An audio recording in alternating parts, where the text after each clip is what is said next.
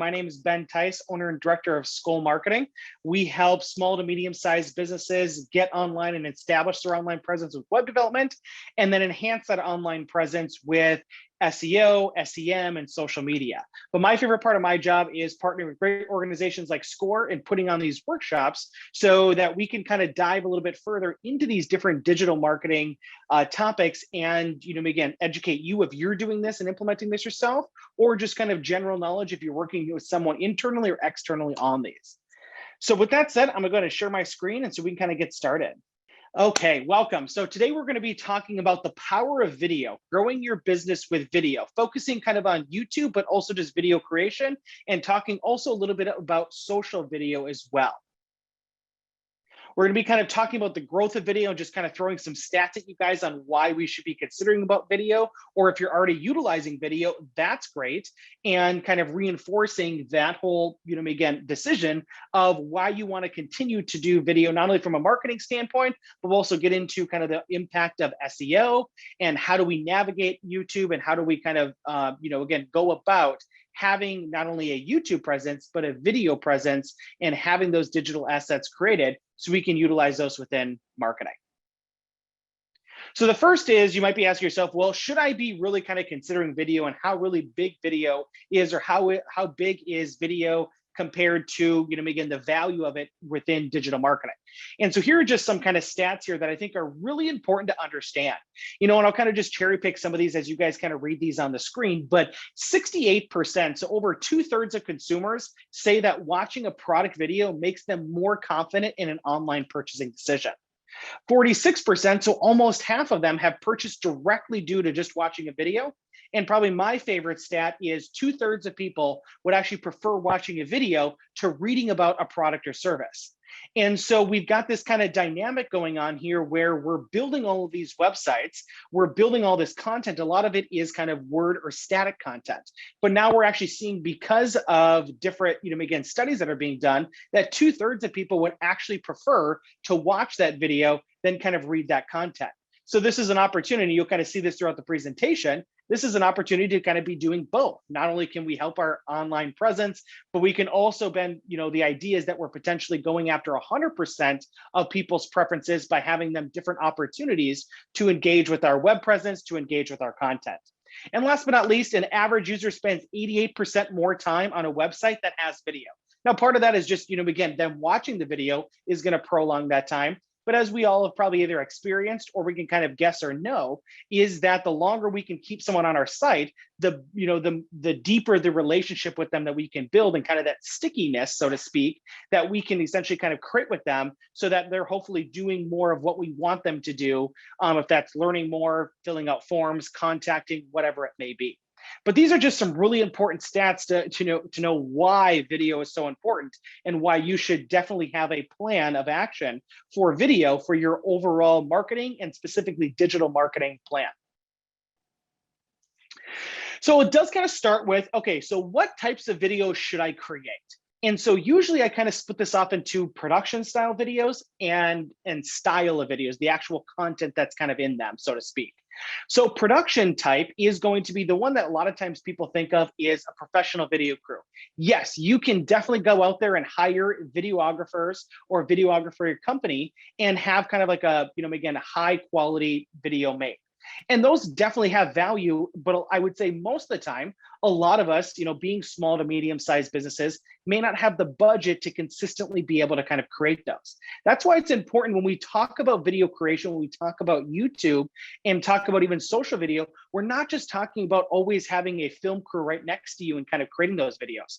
There's some other types. There's, again, POV or kind of a mobile, using your kind of mobile device to actually film it and create it. And obviously, as cell phones and smartphones get smarter and smarter and get more and more high tech, there's a lot more that we can kind of do.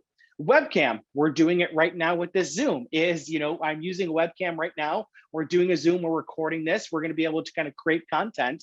That's another kind of potential way that we can kind of do that. Either maybe yourself kind of setting up mock interviews. You just even honestly, I've even done it where you just open up Zoom and you talk into your computer with no audience, and we're able to kind of record that way as well. And then last but not least is you don't even actually have to be on camera if you, again, ultimately don't want to, or obviously kind of put other different styles or production styles into it. The idea, of course, is having kind of a multitude of them so that it's a lot of times easier for you to kind of create these. And these can be kind of infographic videos, customized stock videos. There's a company called Powtoons or Promo Video. Those are really kind of good. They kind of have stock videography or kind of templates that you can kind of play around with jingles and voiceovers that you can add, and just different music and different overlays and all of that kind of stuff. Even something as iMovie. So we can be something as basic as, could even be a slideshow video with music. But again, we can start there and we can move into, again, Powtoons and Promo Video, using different templates, using different stock videography, all of those types of things that we're able to kind of do. So the idea is that there's 4 main kind of production type of videos. And then we have the styles of video. So more or less the content that's in that. So the first one is kind of that commercial or services kind of your value prop. So if we're talking about Skol Marketing, for instance, we could do, again, a video about the overarching, just, overall about, who is Skol Marketing.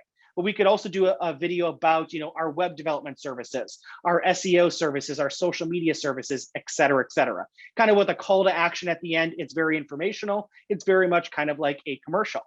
But we can also get some other ideas behind the scenes. This also really helps if you're kind of in manufacturing or product kind of development and things like that. Sometimes it's really kind of cool, the how it's made type of videos. That can be really interesting. Or even if you have a service video, or a service type of business, you can create service behind the scenes videos of how your business kind of runs, the team behind, again, you and the team members on your team, and interviewing them. Blog type of style. This is probably one of the easiest ones. If you're ever, trying to figure out what should you do a video about, I always tell people, take one of the blogs you've written and make a video about it. Now, again, don't read it verbatim, but have a conversation about it. Create an infographic or an animated video about it. So, take that question or that topic that you had in that blog and actually make it into a video. There's also informational or resource. So hypothetically, it could be a how-to video. So say you're an auto mechanic, maybe you're going to do some videos about how to change your oil, how to change a tire, again, things like that we can do. In every business out there, if you're service-based or product-based, can have some more of those informationals. And then last but not least, and you see this a lot of times, for instance, kind of on social media, is kind of an update or an event. Maybe it's an anniversary, maybe it's a big event coming up. Maybe you guys, again, have a new employee, those types of kind of updates or events. So you can kind of see that we can really cross-reference all of these, and the ideas and the different types of videos we can create really exponentially kind of grows. And you can kind of see this reminder at the bottom that I have is, remember to always repurpose your content. I gave you one example here is, if we already wrote a blog, let's go ahead and create a video about it. If we did a mobile video about a behind the scenes, maybe we try and do another type of video that's also there. So again, as you're starting to, record and create these videos, remember that content can also be cut up differently and create different types of videos as well. So we want to try to be as high ROI as possible, what is really what I'm trying to get you guys to realize, which is just return on investment. The amount of effort that you're putting in this, the time you're putting in this, the energy you're putting in this, potentially even the budget you're putting into this, either with hiring someone, getting someone to help you, the technology that might be involved. Again, we want to try to get maximize the amount of value out of it. And that's where ultimately that can kind of start by understanding the different production types and the styles of videos. And as you're kind of going, these are just kind of some tips just to kind of think about as you're putting together, again, the different types of videos that you're going to be doing. Either kind of, you can call them scripts, just kind of depends on what video you're doing. Sometimes it's a little bit more relaxed. Sometimes you will have a script. But here's just some things that as you're trying to put these video ideas together to kind of consider. So when we're setting, up, or even just setting up a plan for videos, we want to ask ourselves is, who are we speaking to? Sometimes videos are done for current clients. Sometimes they're done internally. Sometimes they're done for people that, again, you want to essentially sell to. Other ones, like resource videos, might just be an opportunity for you to get in people's good graces and help with your SEO. So you'd ultimately want to remember, just remind yourself and remember, who am I speaking to when I'm creating these different types of videos? That might also influence the, again, the different style, the different production type, as well as the content in them. Other thing too is just, make sure that we're preparing, make sure that we have some of those notes, make sure that we, again, kind of get into some of this at the bottom here, but we know our event and our surroundings. That's part of preparation. I've seen a lot of times where people do videos outside and, of course you can't control everything, but we can also be smart to not do it next to a highway, not do it, again, next to maybe a dog park. If, again, that's not part of our video or part of our marketing. And this also kind of some of the tech, again, and when we talk about tech, a lot of times this is low cost kind of stuff. We're maybe talking $20 to $50 here to be able to kind of get a stand. I've got a stand right now that we're using, I think was $12 on Amazon. We've got a mic. You can use AirPods if you have those, but you can also get a mic on, Amazon for 20 to 50 bucks. We can do lighting. Just make sure that your lighting is there. If you need to buy somewhere, just kind of tweak it. A lot of times, as we know, natural lighting can be great. And ultimately too, is we can, even look at some editing apps. There's a lot of them on our phone, again, even iMovie, but even as we're going to get into, YouTube can also be one of your editing apps that's completely free of charge. We're going to go over that today, but these are just some things to start to kind of think about as we start to plan out our video strategy. And then when you're filming, just some other things to kind of keep in mind. For most of us, being small businesses and medium-sized businesses, make sure you're being yourself. We talk about this all the time also on social media, but everything, doesn't have to be 100% perfect. Sometimes that actually adds authenticity kind of to it. Again, and that can kind of play around with your branding. Again, if you're doing a commercial style video, that one might be a little bit more, but just remember, as we're doing these, it doesn't have to be perfect. We want to make sure that we're engaging. Try to hook someone in the first 5 to 10 seconds. Either if it's with your personality, if it's just with an action item or something, make sure that it's kind of intriguing with that first 5 to 10 seconds. We don't just want to come in with a dull, again, face with, again, no expression, monotone voice, no music, nothing, and just start talking. Again, just, try to hook people. Also, when in doubt, smile and add some humor to it. That can definitely kind of help. It makes it more entertaining. Another really important piece too is make sure to have a call to action. So this is, again, no matter what it is, if it's a resource video, if it's a blog, if it's a commercial style, even if it's an event, we want to make sure that the person that's watching that video knows what you want them to do next. Now, some of them are going to be, again, much more blatant. Like for instance, if we're doing a commercial style, it might be, hey guys, if interested in our SEO services, give us a call at 612-787-SKOL. Again, very blatant, or you could have it on the screen. If it's informational, you could say, hey, if you have any more questions, feel free to reach out via the comments or, again, reach out on our website. I'm just saying, you can, everyone's going to be a little different. Some of them might be a little softer, but at the end of the day, we still need a call to action.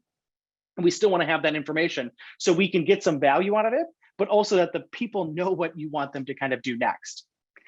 And this is probably one of the top questions I always get is, okay, Ben, what should my length of video, again, be? How long should these videos be? Well, and really the thing though, too, is it depends on the type of video.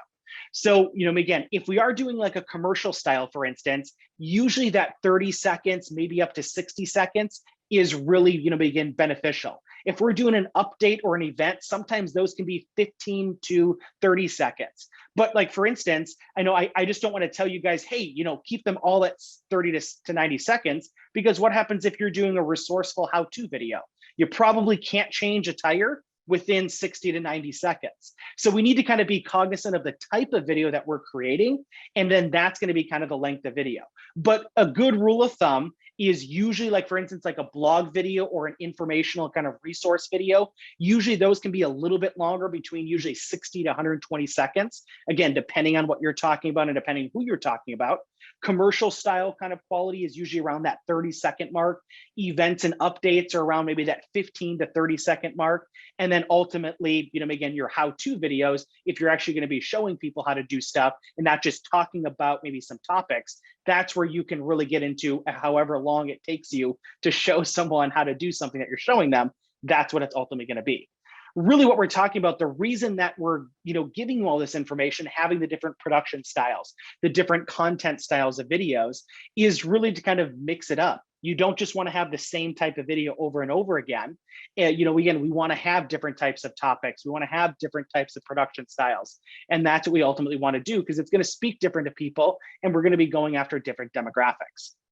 And just kind of a little tip too is if you are using your phone, make sure that we're trying to use this in landscape mode, because it's of course going to look much easier on devices, even if people are viewing them on mobile or desktop, unless you're doing like a social media live, which a lot of times is going to be kind of portrait mode. But usually when in doubt, always make sure you're in landscape. So YouTube is really kind of the next phase of this is, so we've talked about, you went through and you've maybe got 2-3 videos kind of created. Now it's a matter of, okay, Ben, how do we actually implement these on a platform that we're going to get the most, again, out of for us, it's going to benefit us and that people can obviously engage in these. And that's where it kind of starts with YouTube. The reason we do YouTube is it's actually the second largest search engine in the world. It's owned by Google. So Google has the first largest search engine in the world at google.com, then has the second one at youtube.com. And of course, then we have, mobile and computer platforms with our apps. We have analytics on that, which we'll kind of get into. And, again, just YouTube has a large reach. We saw some of those stats with the amount of video that people watch. And there's a huge rabbit hole if you want to even know more stats about YouTube. It's pretty crazy, the amount of videos that are posted on this, the amount of searches, and the amount of minutes there. So when in doubt, again, this is just kind of the default platform. Doesn't mean you can't use other platforms out there. It's just that a lot of times this is going to give you the biggest bang for your buck, or that ROI, because again, we're going to get a lot of SEO benefit because Google does own YouTube. So that's ultimately where we're going to kind of start and why we talk about YouTube. Just real quick, a lot of times, the easiest way to kind of remember when you're on YouTube is the left-hand side is more a lot of times for your internal use, your subscriptions, different trending videos, more or less, again, your watch history. The right-hand side, this is where we're going to do this stuff as a business and either create or add to our YouTube channel. So the reason I always have this screen here too is I always want to make sure that people realize is that you want to make sure that you're logged into the correct account before you start uploading videos. Unfortunately, if you upload them to the wrong one, there's no way to transfer. They essentially have to be deleted and re-uploaded for that. So if you left them up for 6 months, 6 years, that really does suck because we're going to lose all of the, the stats and the comments and all of that kind of with it. So just make sure that you're logged into the correct one. And what's also kind of nice is if you don't have a channel, if you go into this, you'll be able to essentially create a channel right then and there. You can create one for your business. And if these are going to be business videos, you absolutely should have a business account. And again, YouTube will even ask you, is this more personal? Do we need this business? Because then we can make it our business name. And then we can kind of switch between the channels. Like me, I have a personal Ben Tice. One where I've got just, personal videos, funny videos, wedding videos, all that. But then we've also got the Skol Marketing channel, which I have access to, that has all of our Skol Marketing and business related videos. So again, just make sure that you're there. The purple box, which we'll kind of get into in the next slide into also, is where we can kind of upload these. So in the upper right-hand corner, this is just how we're uploading videos once we know that we're in the right account. So again, kind of getting into this is, so when we upload videos, you'll again, with that little purple, it's the upper left-hand kind of plus with on the camera kind of icon there, what we'd be able to do is upload videos here. So we're going to be, using what's called YouTube Studio to, again, kind of complete our editing, but this is just to get our videos up there with a lot of basic information. So this is kind of the default editor. We're going to be able to add our title, our description, a lot of these types of things, but we're also going to be able to probably go back via YouTube Studio once it's up there and has its basic information and either change that information, or we're going to be able to kind of see really kind of the cool editing tools. And so sometimes the reason I mention this is sometimes it can confuse people because when we're trying to upload our video, YouTube's asking for a lot of information that you're going to kind of see that we're going to kind of talk about, but not all of it's there. And again, that's because YouTube is just trying to get you to have the video up there. And then we kind of need to go into the back end once it's uploaded, and we can even do more to it. So you can either do the half up front, or you can literally just get the video uploaded, wait till it's uploaded, and then kind of come back and then do what we're going to talk about today, which then you can do 100% of all of the, the cool tools that YouTube offers when you're editing videos. Also, you might see some, again, kind of warnings or some notices that says, is this video made for kids? And again, I just like to kind of mention this is that It doesn't mean that your video is inappropriate for kids. YouTube has a special YouTube Kids program. So unless you're making, again, content specifically for kids and children, then you would essentially say this is no. Again, that doesn't mean that you're going to get downgraded or anything like that. It's just sometimes you see some notices in there, either if it's on your account, if it's on your video. And so I just like to make sure that you're aware and, just dispel any confusion that you might, again, that of course a child could watch a Skol Marketing video, but it's really not meant for them. It's meant for adults and, again, the content thereafter. So just kind of know that you might see that around sometimes and what that's essentially asking for. They're just trying to get videos that are specifically made for kids into that kind of program. Also, again, when we've uploaded our videos, really what we're dealing with is what's called YouTube Studio. That's really ultimately where we get to do all of these fun things. We're going to be able to see and upload all of our videos. We're going to edit all of them. We're going to be able to see kind of the news and all of our analytics, be able to do all of our channel settings. All of that stuff is essentially done in what's called YouTube Studio. And that's what we're going to kind of be walking through here today is, we've talked about the different production style videos. We've talked about why video is important.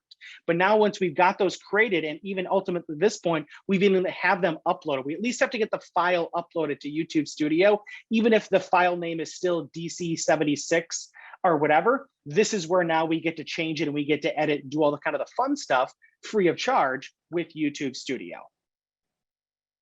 But before we get to that point, there's just one step that I'd like people to kind of take advantage of, or at least kind of go through, because we find out a lot of times people that have had YouTube channels, even for years, haven't spent the time and just gone through their channel settings. This is very brief. It can take you probably 10 minutes.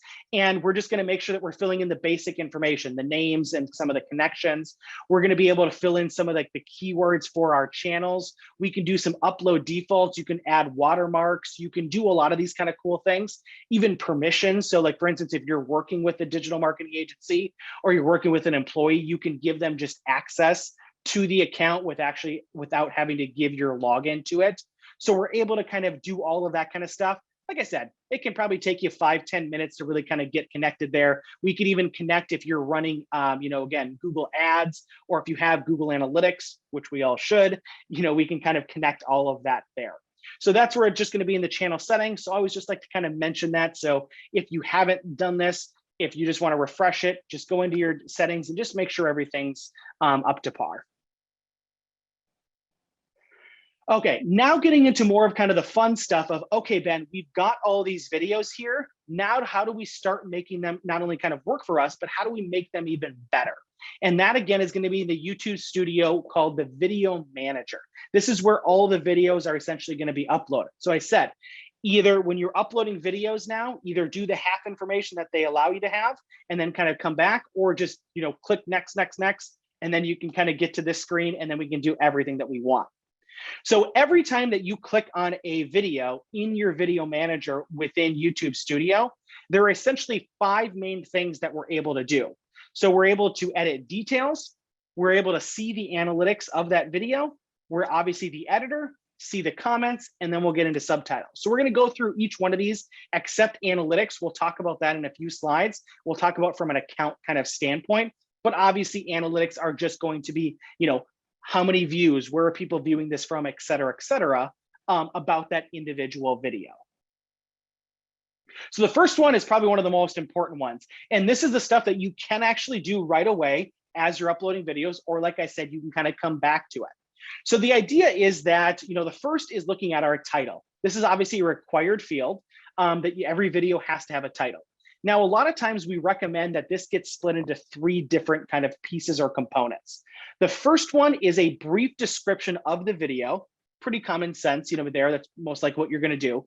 But then if applicable, we're also going to want to add a location as well as the company name at the last piece. Now, again, if you're a nationwide company, if you're a nationwide business and your demographic is, you might not have location unless it's pertinent for you to say USA. But if you're a local business, This is where you can start to kind of play around and, again, make sure that when we were adding the state, if it's Minnesota, if it's, again, more city-based of Minneapolis or Bloomington, this can really start to help some of your SEO with your different services. And you can play around with some of those. So if you've got 10 videos, you can kind of spread some of those locations around to kind of help you, again, rank in some of those areas. Understanding, of course, what that video might be about and the implications of that. And that's where sometimes you'll even see just using Minnesota or Minneapolis at a more higher level might be more, again, applicable to you, especially if you're having videos that are about your services that maybe you don't want to just focus on one city on. So, but it is important to, again, have that brief description, have that location, and then ultimately tag each one of your videos with your company name. Once that's done, then we get into the product description, and we kind of call this the long keyword-laden description. And this also is divided into 3 pieces. I a lot of times like people to start with a URL or a link, and ultimately this is a call to action as well. The reason we want to start with this is that normally when YouTube displays your video to a user, even if it's on a mobile device or a computer, most likely they're only going to see about the first sentence and a half to 2 sentences, and then it's going to cut it off and say, read more. That's why we like to start with the URL, because what this is going to allow you to do is kind of come with a call to action right there. So a lot of times it can be, find out more about Skol Marketing, find out more about our services, whatever it may be. And then we kind of link to our website. Now, a couple things with linking. One is, you want to try to be as specific as possible with your link. So if you're like, for instance, with Skol Marketing, if I'm doing a video about our SEO services, I'd want to send them to the actual SEO page. Again, et cetera, et cetera. If it works to send them to your homepage, then do it. But if you can send them to a more specific applicable page, do that. The other thing that you also need to keep in mind is you need to upload what we kind of call the ugly URL. What that means is you can't just type in skolmarketing.com/SEO. It needs to have the HTTPS:// again, it needs to start with that. The reason for that is if we start with, and if we do the ugly URL, it actually hyperlinks it. And what that does is twofold. One is that allows a user to be able to click on that and go to that page. So now it becomes a live call to action, as well as we're also creating ourselves a backlink. And if you've taken, again, if you know about SEO, if you've taken any of our courses, backlinks are pretty much just a link from an external site that's not your website, that's linking back to your website. So you essentially can kind of create these own, again, or you can create your own types of backlinks with there. So it's a multitude of benefits from there. But we want to kind of start with that call to action /URL at the top. Then we want to get into a description of our video. This can be kind of, for all intents and purposes, as long as you want. Usually it's about a paragraph. So anywhere from maybe 3 to 6, again, sentences. And what we're doing is we're describing what that video is about. Of course, if we can use some keywords, that's, again, beneficial, but just focus on putting in content that's naturally going to describe what that content is about. And then last but not least is, here's another one too, is you want a boilerplate kind of description of your company that we're going to use for every video. So this boilerplate could be used, like a lot of times I tell people is, if, you've probably used this either on like your Google My Business / Google Business Profile, your Facebook account, when you have like the short about section, it's usually a few sentences long or a couple sentences. That's usually kind of the short kind of boilerplate. So we're going to use that for every single video. So the different call to action and URL most likely is going to be different. The video description absolutely is going to be different, but then the description of our company, that boilerplate, is what's going to be utilized for every kind of video.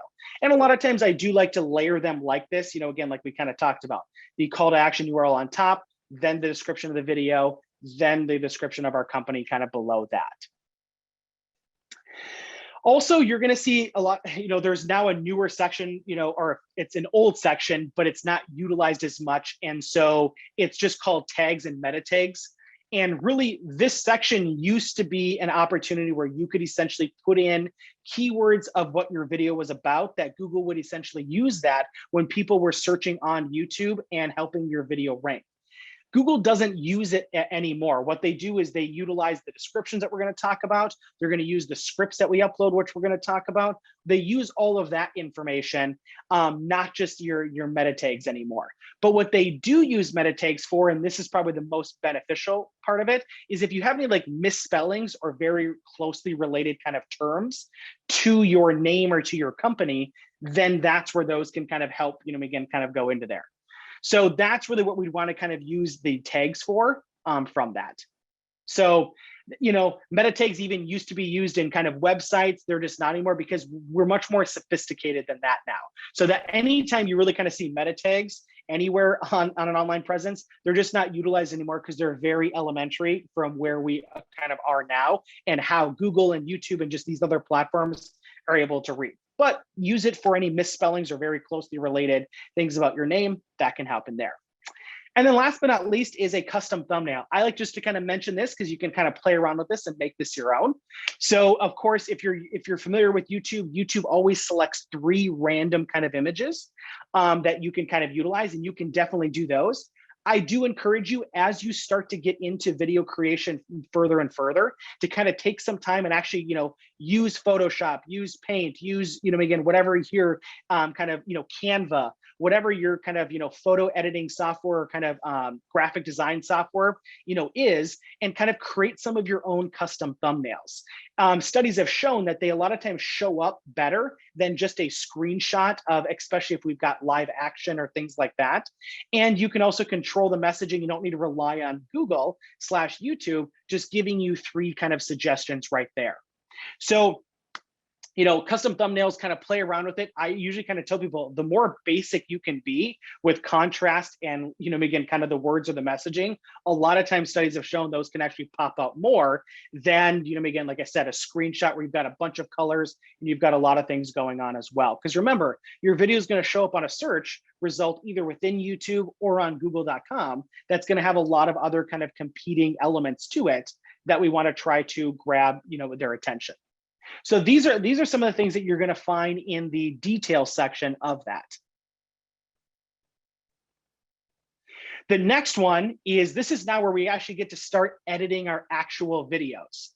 So this is in the editor section, and some of the things that we're able to do here is we can actually trim our video, very common one, but again, maybe we want to trim the beginning or the end off if there's long pauses or something like that. We also get to blur. So potentially maybe you had someone in your video if you were outside and don't want them kind of shown, or, a lot of times we'll see sometimes, a couple of things. One is it could be someone's license plates, could be addresses. I've had it, again, where I was giving a presentation, I'll be honest, and I forgot to do my do not disturb. So I had my text messages coming up through my presentation. So when I went in as I edited, and we put a little blur in the upper right-hand corner, so as those were coming in, it wasn't distracting and wasn't being able to do it. So you can even cover up some mistakes that you're able to kind of do. But anything that you might want to blur out of it, it's a really kind of cool feature that we can kind of be able to do that within our video. And then the other ones is, one of them is audio.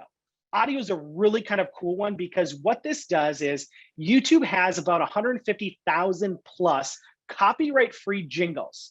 And adding jingles and kind of music and tunes to your, again, video can really elevate the production value. And that's what all of this is about, is again, we can still be authentic. We can still not be perfect, but we can use, again, we can make sure that these videos are trimmed. We can blur little, opportunities that we don't want to be seen.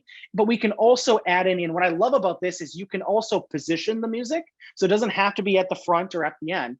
But also more importantly, you can also fade it. I'm sure we've seen a lot of those. And again, it's really with a couple clicks of the button, you can, again, be showing to people that, you might come off as a, expert sound and videographer, and all you did was click one of Google's free 150,000 plus different types of tunes. And you can even search. So if you want something more, again, pop or more scary or like, Christmassy or something like that, you can actually search for it, and literally you click to add it, you position it on the video, and then you kind of play around with the fades, and they're very easy controls. Remember, all of this is built with a small business owner in mind. This isn't built for an expert, like videographer, expert graphic designer, anything like that. It's built for people like us that are small businesses, and we want to do some simple changes that we can do free of charge within YouTube and YouTube Studio to be able to kind of implement those on our videos there. So highly recommend playing around with this. What I always like to kind of tell people is, and this will kind of go into our next slide as well, but again, audio should always be an enhancement for your video. It should never be, again, you should never have to have, audio on in order to glean the message from that. And again, we'll get into that with subtitles and kind of uploading our script. But again, what I'm talking about here though, is that again, if we have a festive video, it can just enhance the, the experience of watching that. Like I'll give you, so another kind of example is with the Christmas theme is we have a client that does, Christmas decorations. And so they actually did take a lot of their videos and they were by the highway. So we had dogs barking and cars kind of going. So we're able to do those, we're able to strip all of that out, put in, again, kind of a Christmassy theme.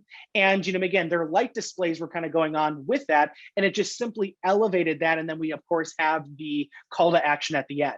So again, you can strip out, you can even replace your audio with these tracks, or again, of course, you can layer it on there as well.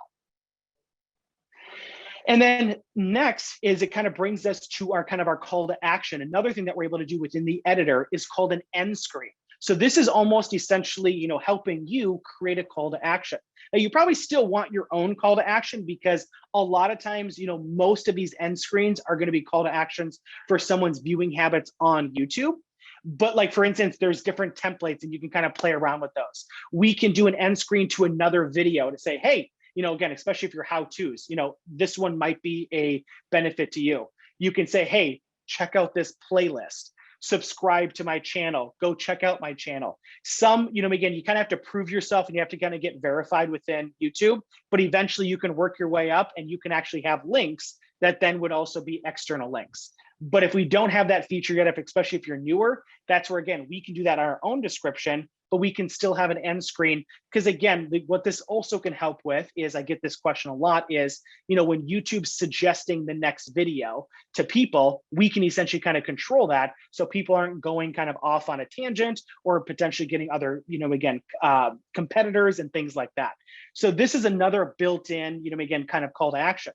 So we can kind of, what I usually kind of tell people is, every video as you do should almost have 3 call to actions if you think about it. One of them is an end screen, which we're talking about here, which might be a call to action within YouTube. The second one is that description that we talked about that we can have, the ugly URL to our website. And the third one is most likely inside the video talking about, hey, if you want to know more information, give us a call or things like that. So ultimately, we have, again, we can have 3 call to actions per video that we're able to do to try to maximize our ROI by creating these and, again, putting them out there for users or potential users of us. Okay, I was kind of alluding to this one, but another really important one, and one of the last ones that we're going to be able to kind of get when we were talking about when we go into these videos, is subtitles and closed captioning. So, YouTube's rapidly kind of adding closed captioning to all videos, kind of an automated to all videos, just, again, so people can dissect these videos without having to hear them. Not only if you are hard of hearing or can't hear, but also there's a lot of times where people are on a bus, people are in a library, people might be in an opportunity where they can't necessarily hear. And that's what we want to make sure, that's why I always say is, we want to make sure that someone could watch our video no matter what, no matter where, and still understand the meaning of it without sound. How you can help this though, is you can actually upload your own kind of subtitle or closed captioning file.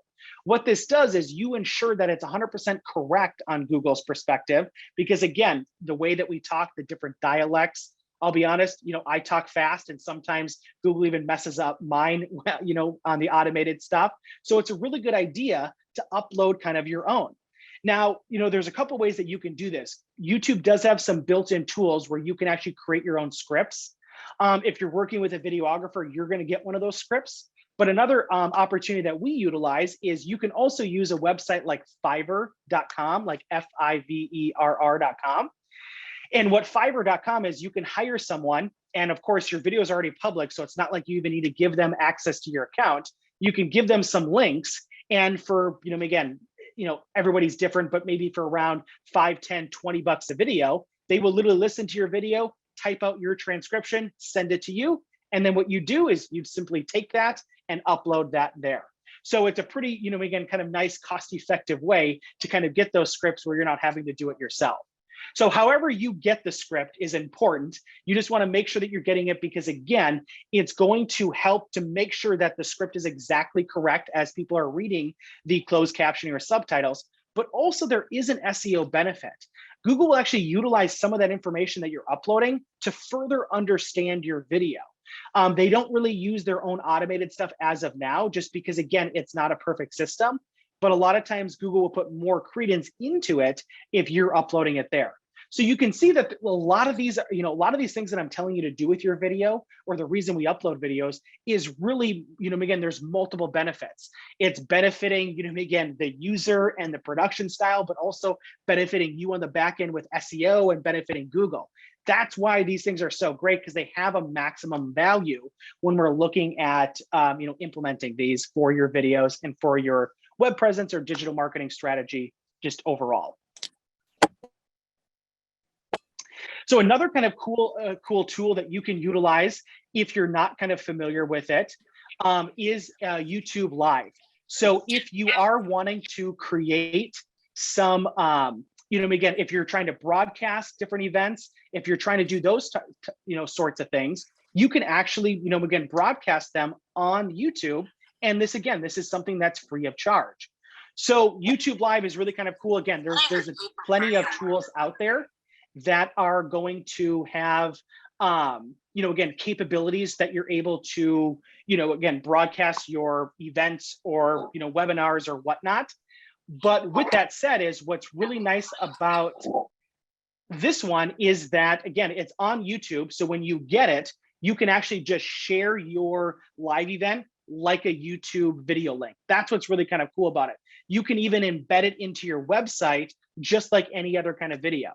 Plus, when the video is going on, you get some really kind of cool stats. There's some really kind of cool live chat. So just something to kind of consider if you're looking for a platform to kind of broadcast any type of event. It doesn't have to necessarily be like a webinar here. You can connect your video camera to it and stuff like that. So really kind of cool. We've had a lot of experience helping clients with this, and it's really kind of fun thing to do when you're broadcasting, especially in today's world, when a lot of things are being done not only in person, but also over the internet broadcast too. I've kind of mentioned this throughout the presentation, but it's just important to realize and just to make sure that we focus on this and just take a time to kind of, address this, that, again, the reason that we're doing these videos is we saw the stats from a marketing standpoint, from a demographic standpoint, that people want to see videos and they engage with videos, again, that much more. But also there's this huge SEO impact we get. I like to kind of tell people is if you're trying to take SEO seriously, you have to be having some type of video strategy. Again, you have to be utilizing, video creation and have to be utilizing, essentially kind of YouTube to distribute that. Again, it's the second largest search engine in the world. So, again, there's a lot of benefits, that go along with just the marketing aspect. But even if you just did video creation for SEO, it can have kind of that benefit as well.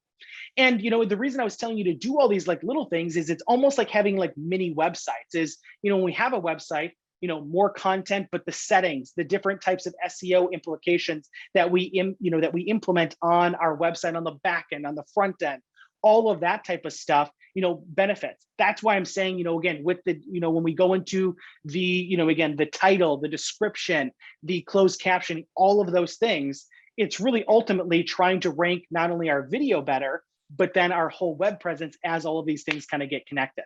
And kind of just a side note too, videos are now pretty much one of the only, again, pieces of content that will actually show up kind of like the picture on it on google.com. So you can kind of see on the far right-hand side here an example of that. And what's kind of cool is you may not be even number one, but even if you're number 3, 4, if someone sees a thumbnail, a lot of times our eyesight, just from a psychological standpoint, go right to that. So it's, again, just another kind of benefit that we're able to kind of get as we start to create videos and as we start to optimize videos. I also kind of alluded to YouTube analytics. Now, a lot of these are probably going to be kind of basic ones that you're kind of familiar with, but there's one that is my favorite and want you guys definitely to kind of pay attention to. So again, we can see the demographics, we can see the locations, all of that kind of fun stuff, where they're being watched from if you're embedding them in other areas. But my favorite type of analytic is called retention.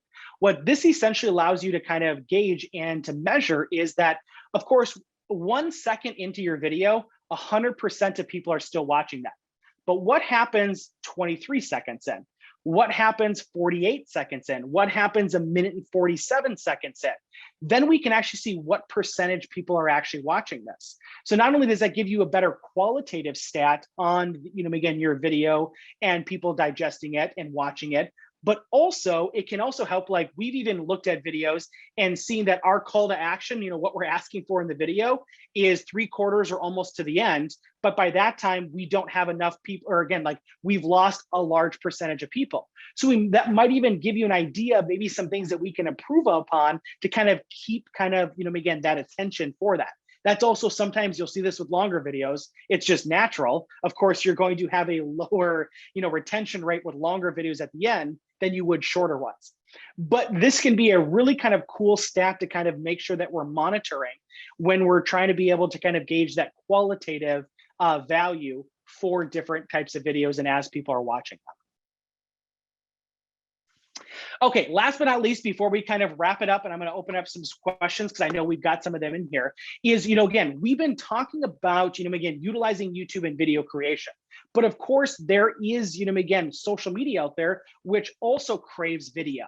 Now, here's where we're kind of at when it comes to this. There's two main kind of components here that we want to look at. We've got SEO versus marketing, and we've got instant versus long-term. What we're talking about here when we talk about SEO versus marketing is that a lot of times, again, when we look at YouTube, we're getting that huge SEO benefit.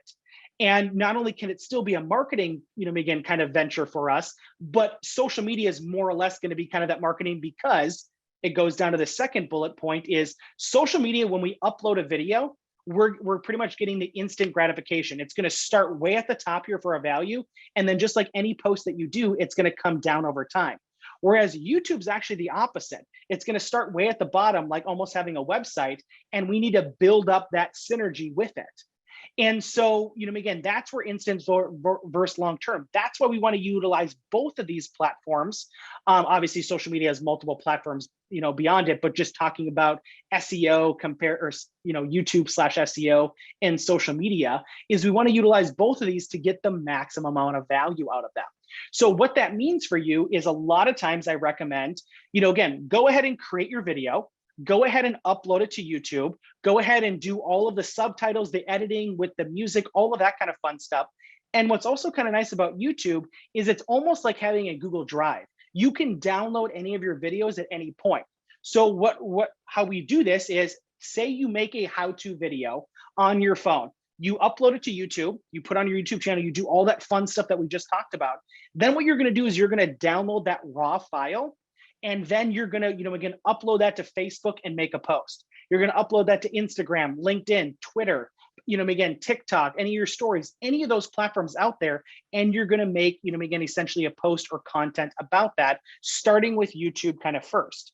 The reason we also want to upload just the raw file is because all of these platforms, it will do better within their system, and they want you to be uploading and giving them kind of content. Now, a lot of times what I tell people is after the first time that you've shared that video, again, remember talking about reusing our content, it doesn't mean that we can't ever post about that video again on YouTube. Quite the opposite. We always encourage people, again, don't post again about it tomorrow, but maybe it's a few weeks, a few months down the line, we do another post about it. And that second, third, fourth time, that's a lot of times where I kind of recommend now you can start actually linking back to your YouTube channel and your YouTube video. So again, just to reiterate that is we create the video first on YouTube. We would download it. We would take, for the first time we're sharing this video on social media, we would upload that raw file to Facebook and Instagram and LinkedIn and Twitter, etc. But maybe a few months down the road, when we're now going to talk about that same video, I would recommend just linking back to your YouTube video on Facebook, Instagram, and LinkedIn. The reason we say that is, again, the value of reposting that video just usually isn't as strong. And at this point, you're trying to build up the value of your YouTube video because you're going to remember that one has the long-term value. So the first time, do the raw one. Second, third, fourth, fifth time, you're going to just kind of be able to do the link. And that's kind of what we're talking about when we talk about that direct upload, when we're talking about regular social media. Now, the only way that this kind of gets turned in on itself is if you ever do a social media live video, you're actually creating the content on that platform first. Well, then you'd kind of do the reverse. You would download it from that platform, then you would upload it to YouTube and do it there. But most of us, and what we mostly kind of see with this, because you can kind of plan it, you can then edit and do more things like that, is you're going to create it with your device. If that's a computer, that's a mobile device, videographer, graphic video, whatever it is, then YouTube, then go to kind of social media. The idea is first creating that video, optimizing it and increasing the production value as much as possible, and then using every channel possible that we have that's connected to our online presence to really distribute that and to get the most value out of it. So that's ultimately how we kind of recommend utilizing not only again YouTube, but then also social media video as well. And this whole thing is really just, again, we just got done I just mentioned this, is distributing the video and getting the most out of it and understanding kind of the value. So when we use videos, like for instance, on our website, we're seeing, again, we get the SEO value of it. We have more information and we're more of a resource. It helps with our reputation. Like, okay, wow, these guys are creating videos. It helps with our brand. On social media, it's more or less kind of, just really kind of engagement right away and helps with our brand. We can also use these in email. You can't embed videos in emails, but you can link to them. And these can be really good information pieces, ongoing, or kind of call to actions. So this is just another example of, again, creating a piece of content and getting the most out of it. It can be, again, like that example we talked about, creating a blog and then creating a video, but also even within these different platforms, utilizing it on YouTube, on our website, on social media, on email, all of these ultimate things. If we follow that cadence and we follow that kind of procedure, that's where we're going to get the highest ROI for, again, video marketing. So kind of a recap here. Again, just as a reminder, if you guys have any questions, please put them in the chat. I'm going to get to them, again, just in a few seconds here. But just kind of recapping that, again, we talked about the growth of video. That 66%, that's probably the biggest one that I love, is 66% of people would rather watch a video than, again, read content. So if you're looking for a place to start there. Start going, service by service page, product by product page, blog page by blog page, and recreating that content in a video format using the different types that we started. Navigating YouTube, making sure that we've got that, that business account set up, making sure that we do all the details, the description, the, again, the title, again, the call to actions, all of that kind of fun stuff that we talked about. Understanding how it's connected to SEO. This is a huge impact. Ultimately, you can't take SEO seriously if you don't have a video marketing kind of strategy in place right now in 2022. It's just, again, you're missing the boat and you're missing a huge opportunity. Also, the really kind of, all the stats that we can get, remembering that retention one, that is really kind of vital and really kind of cool at the end of the day, just to kind of watch. And then ultimately, we just got done talking about social media video, making sure that we upload that raw file and then kind of link back to that subsequently when you start posting about that again, either weeks or months down the road. So with that said, I'd love to open up the chat and see some of your guys' questions. Again, keep putting them in there if you would like. So one question we had is YouTube and YouTube Studio free? Yes. So everything we talked about here today is free of charge. You just have to have an account. So nothing here is going to cost you any money from that.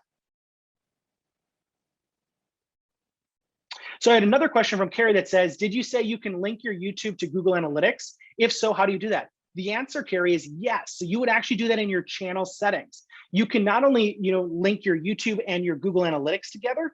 If you're also running any type of ads, you can also link your Google Ads account in there. And again, that's when you get, again, when you log into YouTube, you go to YouTube Studio, and on the left-hand side, there's going to be one that's like the admin section of the channel settings.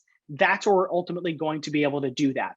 So that's, again, that's why I say a lot of times people, even if they've had a YouTube channel, don't realize all those kind of cool aspects that you can do. That's why I want to almost take it as a PSA announcement to say, hey, take those 5 minutes, those 10 minutes, and just run through that and make sure everything's kind of connected. Because I will say the Google Analytics one is probably one of the biggest ones that people don't kind of connect.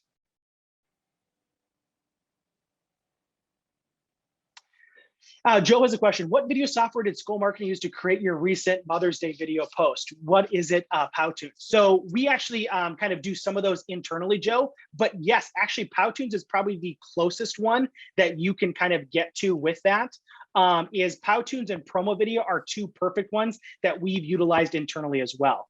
So, and what's also kind of nice is they have some really, again, cost-effective kind of options that you're able to kind of do. So definitely check out Powtoons and Promo Video, and you can make, again, like we make a lot of, if you guys follow us, a lot of holiday ones, and we use some templates and we kind of create some of those, but you can get pretty much the exact same thing by using those. So we have another question that says, what was the name of the subtitle tool that you mentioned? So it's actually Fiverr. So I'll actually put in a thing. It's actually Fiverr with 2 R's, but I actually believe that just recently over the past few years, I think they bought the domain of just with 1 R, but just, again, safe is, it's called Fiverr as in like the number 5. And it really was based off of how it came about is you could hire people to do a lot of things for $5. That's kind of where it kind of came from.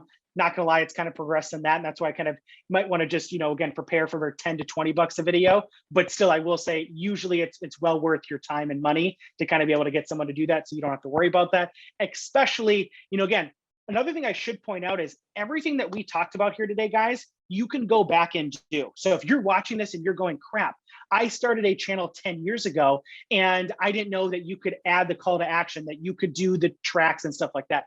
You can literally take a video that you uploaded 10 years ago, 10 months ago or whatever, and you can do all these things to that.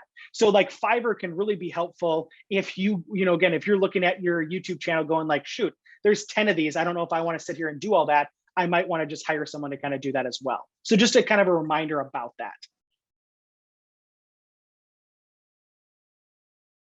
So Isabel says, how can you add a link in the middle of a video? So these used to kind of be pop-ups. And so we really can't do that too much anymore. You can play around with the end screens a little bit on how they kind of pop up, but unfortunately we can't necessarily just put a link in the middle of those anymore. Google deprecated that feature a few years ago.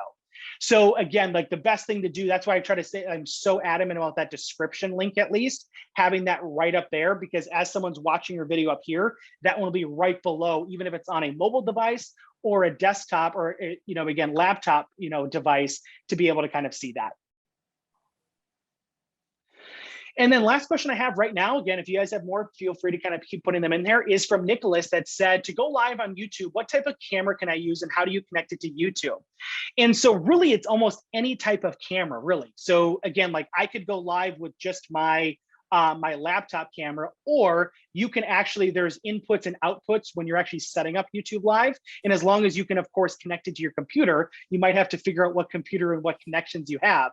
But you can use, again, a camcorder. You can use, we've seen people use mobile devices to kind of be able to connect them. So really the answer to that is any device you can use that's meant for, video recording, as long as you can kind of connect it to your actual computer. So you have to be able to kind of actually plug it in and kind of do that as of right now. But you would see all of those options, like the inputs and outputs, when you're setting up YouTube Live. And actually, they kind of, YouTube Live does a really kind of cool thing too. They kind of have a recommended specs. So you can kind of look those up for the different types of videos, the different types of events, and you can actually see some of those. So, okay, awesome. I've also got some questions here about if we're recording this video and where to see them next. And that's a perfect segue to say, thank you guys for tuning in. As a reminder, this is being recorded and we will be uploading this not only to our YouTube channel, but we'll also be sending each one of you guys a link as well. So I want to thank you guys for tuning in. If I didn't get to your question, or maybe you think of one down the road, here's my contact information. That's why I give it to you guys. Feel free to ask if there's something about, again, a YouTube video, SEO, whatever it is, feel free to reach out and ask. I'm more than happy. That's kind of our way of giving back.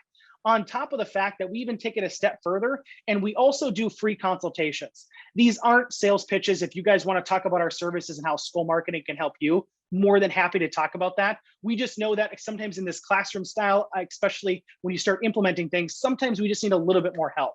So if you want to take us up on that, like I said, there's no obligation. It's just our way of giving back.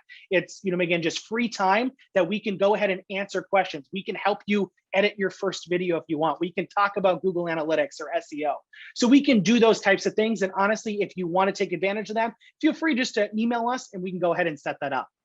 And last but not least is I encourage you, if you like these types of videos, I encourage you to check out our full workshop schedule at skolmarketing.com/workshops. You're able to see all of our live ones, but also to check out our YouTube channel where we record all of our topics and you can kind of, again, reach those on demand. So, again, they're completely free of charge. We put them out there. That's why we do them, is to help you guys with this. Of course, we do these regularly because a lot of things change.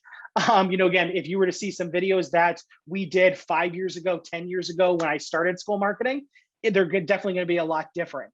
And so, again, encourage you to check out our workshop schedule, encourage you to take advantage of our free consultation, and also reach out with any questions. So with that said, again, thank you guys for tuning in. I hope you guys took a few things away from this presentation and learned something. And I hope you guys have a great day. Skol.